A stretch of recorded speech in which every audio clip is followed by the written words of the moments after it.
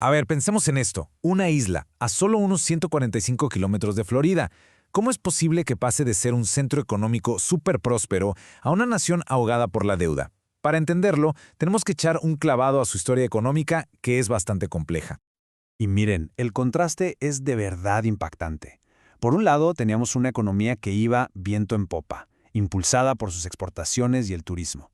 Y del otro, pues una nación con una deuda enorme. La pregunta cae por su propio peso. ¿Qué provocó un cambio tan drástico? La respuesta, como casi siempre, está en su historia. Todo arranca con uno de los eventos que sin duda marcaron un antes y un después en el siglo XX para esta parte del mundo. La velocidad con la que pasó todo es de no creerse. O sea, Cuba se independiza de España en 1898 y de repente, ¡pum!, llega 1959, la revolución de Fidel Castro toma el poder y para 1961, tan solo 2 años después, la isla ya era un estado comunista. La reacción de Estados Unidos no se hizo esperar. Fue inmediata y muy fuerte, un embargo comercial que definiría su relación por décadas.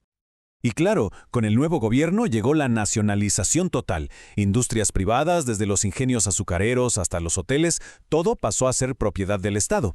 Fue un cambio radical que transformó por completo la estructura económica del país. Ahora, para entender el impacto de todo esto, hay que tener claro qué es el embargo. En palabras sencillas, es una política que le prohíbe a las empresas y ciudadanos de Estados Unidos hacer negocios con Cuba. Fue una respuesta a que el gobierno cubano expropiara propiedades estadounidenses en la isla. El efecto fue, pues, aislar a Cuba de su vecino más cercano y económicamente más poderoso.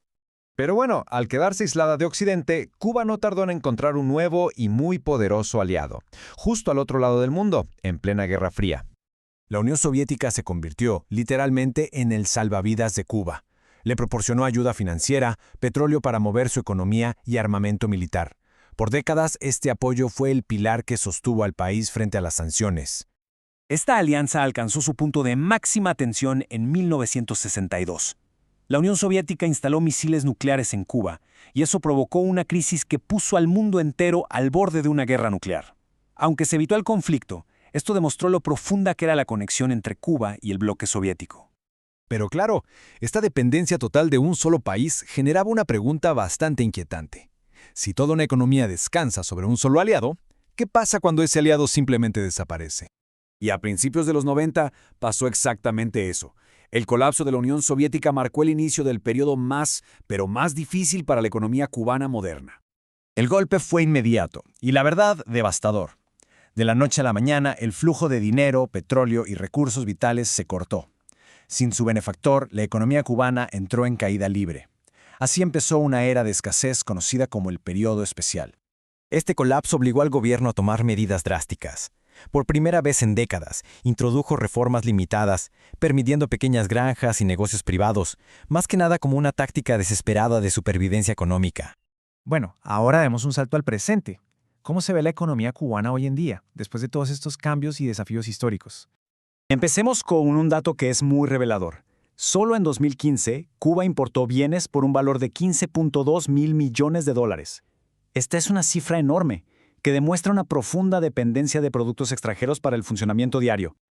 Ahora, comparemos esa cifra con lo que el país le vendió al mundo ese mismo año. Apenas 4.400 millones de dólares. El desequilibrio es, pues, abismal. Esta diferencia gigantesca entre lo que se compra y lo que se vende es el núcleo del problema. Se gasta mucho más en el exterior de lo que ingresa, y eso crea un déficit comercial crónico que dificulta cualquier tipo de crecimiento. Y todo este desequilibrio tiene una consecuencia muy directa: la deuda. Para 2014, la deuda nacional ya andaba por los 25.2 mil billones de dólares. Un lastre pesadísimo que refleja décadas de problemas estructurales. Entonces, después de todo este recorrido, ¿qué podemos aprender de la historia económica de Cuba? La lección principal es bastante contundente. Un modelo económico de control estatal estricto, sumado al aislamiento por el embargo y a la pérdida de su principal aliado, ha limitado severamente el comercio y el crecimiento del país. Y esto nos deja con una pregunta final, para reflexionar. En un planeta cada vez más interconectado, donde el comercio global es el motor del crecimiento, ¿cuál es el camino a seguir para un modelo económico como el de Cuba?